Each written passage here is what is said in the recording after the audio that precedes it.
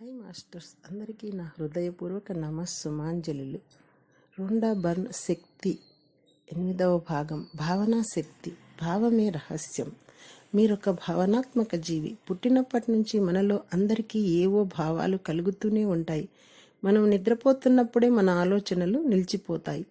మిగతా వేళల్లో మనం ఎప్పుడూ ఏదో ఒక ఆలోచన చేస్తూనే ఉంటాము. ఏదో ఒక భావం మనలో కదులుతూనే ఉంటుంది. జీవించి ఉండడం అంటేనే భావాలు కలిగి ఉండడం. మనం భావనాత్మక జీవులం.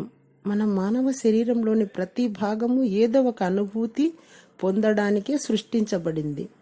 మీకు వెలుగు, వినికిడి, రంగు, రుచి, వాసన, స్పర్శ మొదలైన జ్ఞానాలన్నీ ఉన్నాయి. కనుకనే జీవితంలో మీరు అన్నింటినీ అనుభూతించగలుగుతున్నారు.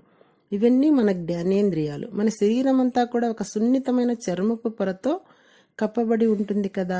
చర్మానికి కూడా జ్ఞానం ఉంది. అదే స్పర్శ జ్ఞానం. ఒక క్షణంలో మీరేం భావిస్తున్నారో అది ముఖ్యం. ఎందుకంటే అదే మీ జీవితాన్ని సృష్టిస్తున్నది.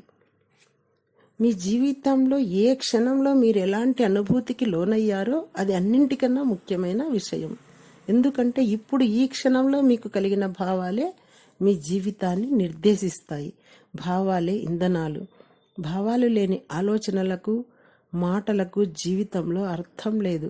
మన మెదడులోకి రోజుకు ఎన్ని ఆలోచనలు వస్తూ ఉంటాయి. ఎన్నో ఆలోచనలు వస్తూ ఉంటాయి. వాటిలో చాలా భాగం మనలో ఎటువంటి గాఢమైన భావాలను కలిగించలేవు.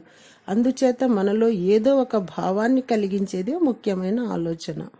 మీ ఆలోచనలు, మాటలు ఒక ర్యాకెట్ లాంటివి అనుకోండి.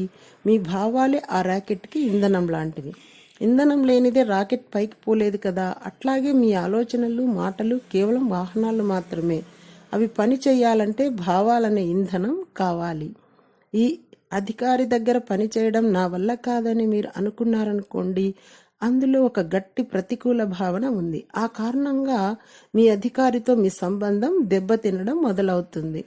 నేను నా ఉద్యోగంలో కొంతమంది అద్భుతమైన వ్యక్తులతో కలిసి పని చేస్తున్నాను అనుకున్నారనుకోండి, మీరు ఒక సానుకూలమైన భావనను వ్యక్తం చేస్తున్నారు. అందువలన మీ సహోద్యోగులతో మీ సంబంధం మెరుగవుతుంది. ఆలోచనలు భావనలుగా మారాలంటే ఉద్వేగాలను ఆహ్వానించాలి. చార్లెస్ హానెన్ అనే నవ్యవాద రచయిత చెప్పారు. Thank you.